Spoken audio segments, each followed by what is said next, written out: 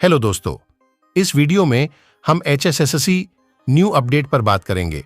अब group D में top merit वाले 56,000 उम्मीदवारों से पोस्ट प्रेफरेंस मांगेगा। इसको लेकर आज के न्यूज़पेपर में यह बताया गया है कि हरियाणा कर्मचारी चयन आयोग ग्रुप डी सीटी पास लगभग 56,000 उम्मीदवारों से मांगेगा विकल्प। NTA ने आयोग के पास भेजा विस्तृत रिजल्ट। दिव्यांग और EASM कैटेगरी के सभी पास। आवेदक shortlist.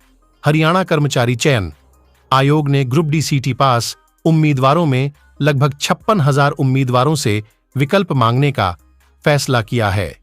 National testing agency NTA ने विस्तृत रिजल्ट आयोग के पास भेज दिया है। आयोग के अध्यक्ष भोपाल सिंह खदरी ने बताया कि विस्तृत रिजल्ट से ग्रुप डी के 13,657 पदों का 4 गुना लगभग 56,000 उम्मीदवारों को शॉर्ट लिस्ट करने का काम चल रहा है। इन 4 गुना से ही विकल्प मांगे जाएंगे। उन्होंने बताया कि अगले सप्ताह कैटेगरी अनुसार रोल नंबर के साथ इन उम्मीदवारों की कैटेगरी सब कैटेगरी अनुसार सूची सार्वजनिक कर दी जाएगी। अगले सप्ताह ही पोर्टल खोल दिया जाएगा जिसमें ये शॉर्टलिस्ट हुए 4 गुना उम्मीदवार विकल्प भर सकेंगे।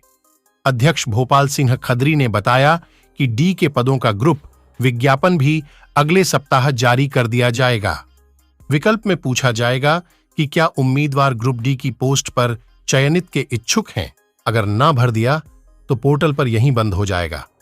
ऐसे अभ्यर्थी के नाम पर ग्रुप डी पद के लिए विचार नहीं होगा।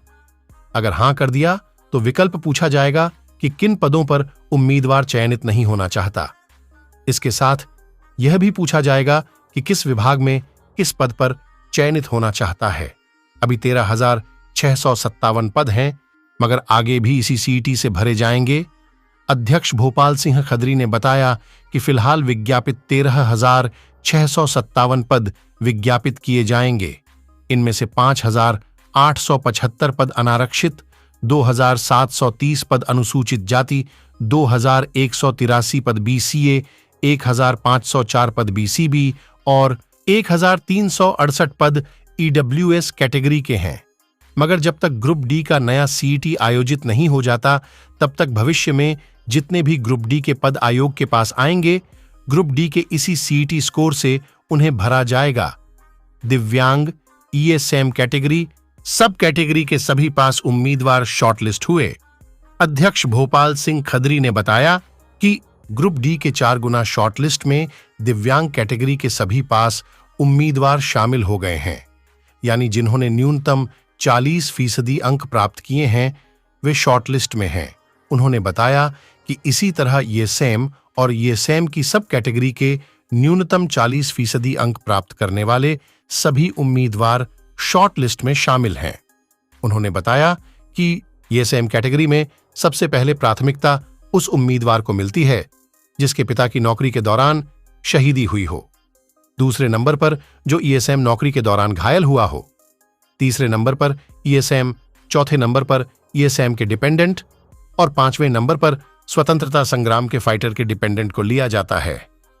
अध्यक्ष ने बताया कि जो अनुमानित 56,000 उम्मीदवार शॉर्ट लिस्ट किए गए हैं, उनमें से अगर EASM या EASM की सब कैटेगरी में अगर कोई गलती हो तो ऐसे उम्मीदवार आवेदन के समय अपलोड किए गए दस्तावेज और आवेदन पत्र के साथ आयोग में संपर्क कर सकते हैं। उन्होंने कहा कि अगर गलती से किसी ने आवेदन करते समय टिक मार्क नहीं किया मगर EASM के दस्तावेज अपलोड कर रखे हैं तो वे उम्मीदवार भी आयोग में संपर्क कर सकते हैं। उन्होंने साफ किया कि नया आवेदन नहीं लिया जाएगा, सिर्फ पहले से आवेदकों को ही अपलोड किए हुए दस्तावेजों के साथ पहुंचना होगा। उन्होंने उदाहरण देकर बताया कि जैसे किसी ने जनरल कैटेगरी में EASM पर आवेदन किया था मगर गलती से उसे अब जनरल में दिखाया जा रहा है तो ऐसे उम्मीदवार संपर्क कर सकते हैं